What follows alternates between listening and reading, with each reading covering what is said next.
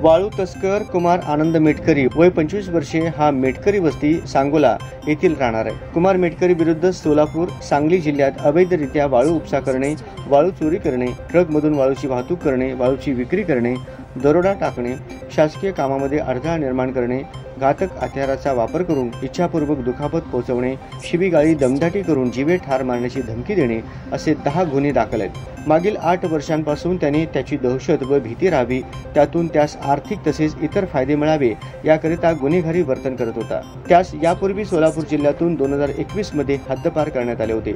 तरी देखील कुमार मेटकरी यांनी पुन्हा गुन्हेगारी कारवाई करून सर्वसामान्य लोकांमध्ये दहशत व भीती निर्माण करून सार्वजनिक सुव्यवस्थेस बाधा निर्माण केली होती। वाळू तस्कर कुमार मेटकरी याच्या गुन्हेगारी कारवायांवर व सार्वजनिक सुव्यवस्थेस बाधा आणणारी कृत्ये करण्यास भविष्यातही प्रतिबंध करण्यासाठी शिरीष सरदेशपांडे पोलीस अधीक्षक सोलापूर ग्रामीण यांच्या मार्फतीने जिल्हा दंडाधिकारी कार्यालय सोलापूर येथे प्रस्ताव सादर करण्यात आला होता। कुमार आशीर्वाद जिल्हाधिकारी तथा जिल्हा दंडाधिकारी सोलापूर यांनी MPDA कायद्यान्वये स्थानबद्ध करण्याबाबत आदेश निर्गमित केल्याने कुमार मेटकरी यास दिनांक 25 मे 2024 रोजी येरवडा कारागृह पुणे येथे स्थानबद्ध करण्यात आले आहे। शिरीष सरदेशपांडे पोलीस अधीक्षक सोलापूर ग्रामीण, प्रीतम यावलकर अप्पर पोलीस अधीक्षक यांच्या मार्गदर्शनाखाली विक्रांत गायकवाड उपविभागीय पोलीस अधिकारी, मंगळवेढा पोलीस निरीक्षक सुरेश निंबाळकर, स्थानिक गुन्हे शाखा पोलीस निरीक्षक BS खंदाळे, सहाय्यक पोलीस निरीक्षक सचिन जगताप, सांगोला पोलीस ठाणे बालाजी बनसोडे, नायब तहसीलदार विलास मेत्रे, गृह विभाग जिल्हाधिकारी कार्यालय